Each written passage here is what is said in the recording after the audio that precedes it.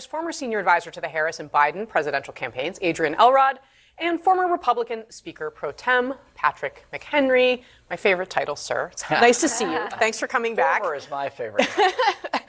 So, big picture here. Did the president make himself better off today than he was yesterday by giving that speech last night? No, but you have to have a reset, and that is his version of a reset. His version of the reset is not like, hey, things are rough, or an admission of a current reality. It is a blaming of the past and talking about the future. It is getting on with the future that this White House needs to focus on. Look at the anchor's face. That's not confidence. That's we practiced this and then everything changed face. That's a man who has read the emails and regrets it. You have tariffs that are in place. Half of those tariff costs have been passed on to consumers so far. Half, only half, which will not be a reality. Well, but it's also not the reality of how tariffs affect. It usually goes into 2/3 to 90% of it are passed on to consumers. So you have to have a China reset that has to be negotiated by the Republicans are described as concerned, which in political language means this is bad, we did this to ourselves, and now we're pretending to be calm. Quick pause here. If you're new, this channel is where we stop the news, slow it down, and say what everyone's thinking. If this is your kind of content, hit like and subscribe. It helps the channel, and we do this all the time. All right, back to it. White House. You have to have the effects of the tax extension go into place, which will start next year. You have a lot of economic potential from the deregulation that's coming. All that is in the future. This is not the year that it was realized. And right now, the economy is not strong enough for it to be a winning message for Republicans. Can I jump in here and just say, everyone's focusing on the message. I think what we're seeing is the messenger being not the right messenger. I love how this is framed like it's unexpected, as if chaos just showed up uninvited. No, this was invited. It brought snacks. The call is coming from inside the party. This is not Trump 2.0. This looks like Biden 2.0, because not only are we seeing the president making the same mistakes as has been noted on the message, but this is a weakened leader. He is aging. I'm tired of being shouted at my television. He sounds like an aging man who is angry. And whatever. Now they're heading home for the holidays. Bold strategy. Nothing says everything is under control like leaving town and hoping nobody asks questions.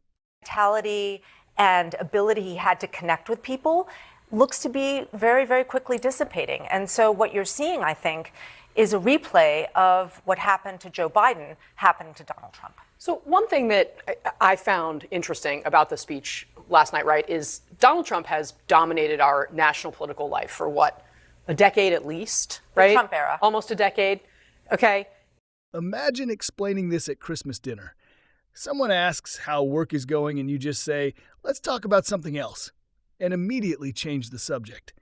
This is someone who has not had trouble getting attention, redirecting the headlines the way he wants them to. And he tried to use what historically has been the most possible powerful platform a president has, right? The prime time address from the White House. And, you watch the clips, right? He did a lot of blaming his predecessor. He wanted to talk about the economy. I just want to. Here comes the analyst with the calm voice. And I respect the effort, but this is like calling the Titanic a minor inconvenience. Contrast that with what presidents normally use this forum for. We can take you all the way back to Richard Nixon, and just think about the difference between what President Trump wanted to tell the country last night, what that was about, and what presidents usually are doing in moments like these. Watch. I have asked for this radio and television time tonight for the purpose of announcing that we today. They keep saying uncertainty, like this wasn't the obvious outcome. This didn't come out of nowhere. This had a calendar invite. Have concluded an agreement to end the war and bring peace with honor in Vietnam. Today is a day for mourning and remembering. Nancy and I are pained to the core by the tragedy of the Shuttle Challenger.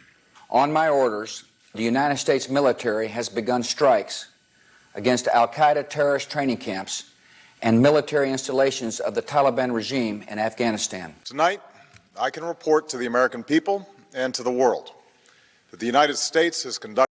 Now we're predicting what happens next, which is adorable. Because if anyone actually knew, they wouldn't be here. They'd be monetizing that information. An operation that killed Osama bin Laden. So I don't know about you at home or anyone at this table. I remember where I was when President Obama made that address that we had killed Osama bin Laden. I remember who I was with. I remember the conversation. I'm not going to remember anything about where I was last night or that speech even happened, which Kristen Soltis Anderson in some ways is so telling because this is a president who typically is so good at getting attention. I also love that we're still pretending there's a plan. At best, this is a group project where nobody did the work and everyone's blaming each other.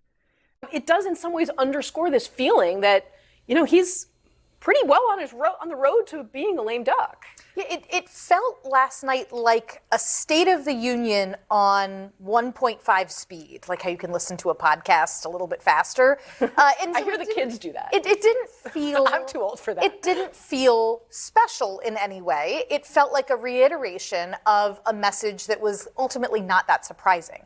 I think it was the right topic, maybe not for let's block off the primetime address time, but I think it's good that the president is on this topic of affordability. So let's recap.